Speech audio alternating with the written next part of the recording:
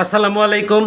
শামসুল ইসলাম আপনাদের সবাইকে সাদর আমন্ত্রণ জানাচ্ছি সিলেট ইন্টারন্যাশনাল ক্রিকেট স্টেডিয়াম থেকে। নিউজিল্যান্ড 70 রানে পরাজিত করে বাংলাদেশ দলের বিপক্ষে 2 ম্যাচের টেস্ট সিরিজ 1-0-তে লিড নিয়ে নিল। দুর্দান্ত বোলিং পারফরমেন্স আমরা দেখেছি আদিত্য আশাকের কাছ থেকে। একই ওভারে হাসান মুরাদ, নামুল হক এবং ইবাদত হোসেন এই 3 ব্যাটারকে ফিরিয়ে দিয়ে চটজলদি বাংলাদেশ 170 উইকেট থেকে 170 উইকেটে হয়ে যায়।